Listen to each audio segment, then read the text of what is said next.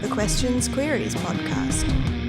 It'd be interesting to see how New Zealand goes on this marijuana referendum. I reckon within the next 5 years, we're going to see it legalized recreationally. Well, that's New Zealand's going to, to my understanding, part of the coalition agreement. So Greens wanted to just legalize cannabis, and New Zealand First wanted to make it a referendum. Right. So we're going to, and that's why Chloe Swarbrick had a bill that got shot down in the first reading, which was just more an extensive version of, made sense everything she was saying, but it was a more extensive version of what was being proposed in terms of terminally ill people and access to.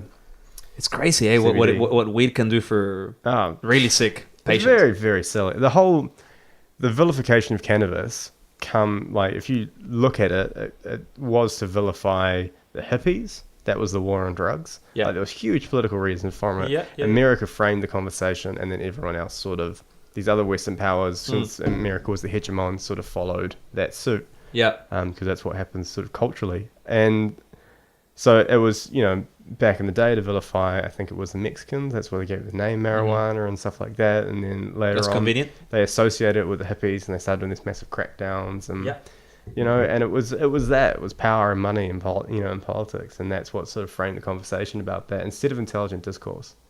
And it's really unfortunate, but we're at a point now where we can have these conversations about it. And, it's infuriating though, man. I mean, sure, I know that's like the big picture of this whole thing, but you know what I was thinking more in the lines of the marijuana one.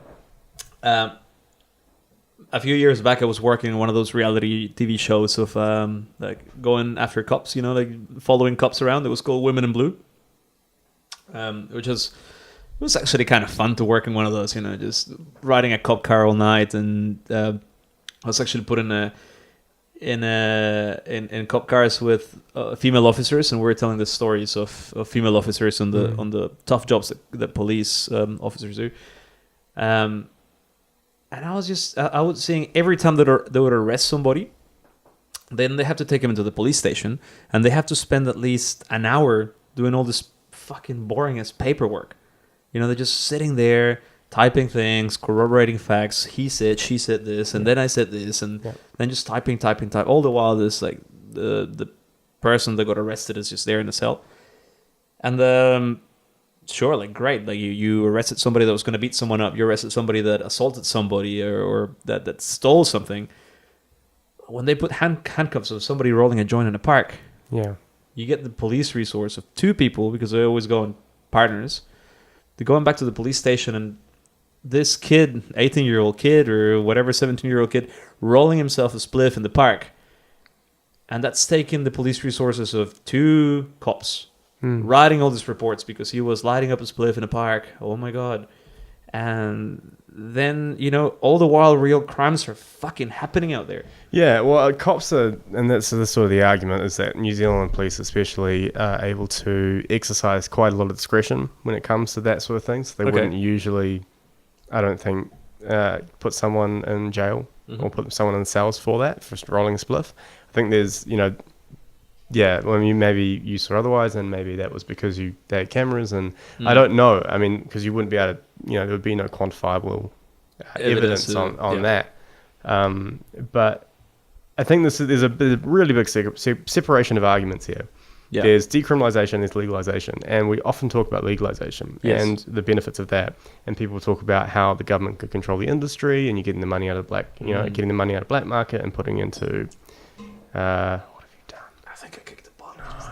It's empty. Wow. Okay. And so you got your two big things, right? So you got people, all that money that could be saved by the government, but then the decriminalization issue, I think is more important than the legalization issue, because, as you say, you've got police resource, but you've got the court resources and stuff like that as well. There's a massive amount of money that goes into, and the worst part of it all is the cyclical nature of crime. So people get into prison on a drug charge, and then they are indoctrinated into this lifestyle of a prisoner that becomes their sense of identity.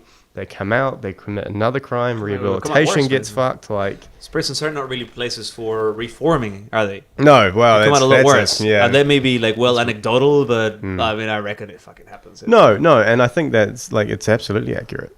Because I think in a lot of those environments, that's how you have to survive, is by becoming that. And even if you don't even have that mentality of like, this is how you have to survive, Sure. you just absorb your environment and surroundings. And that becomes the lens in which you see the world. And so keeping people out of prisons on the get-go is really, really important, I think. And so I think there's the fact that I get the legalization argument, kind of like the opposition to it.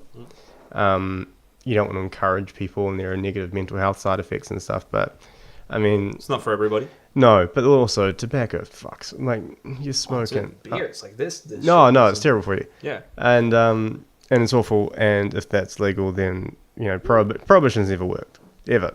It's dumb. It's a dumb fucking concept.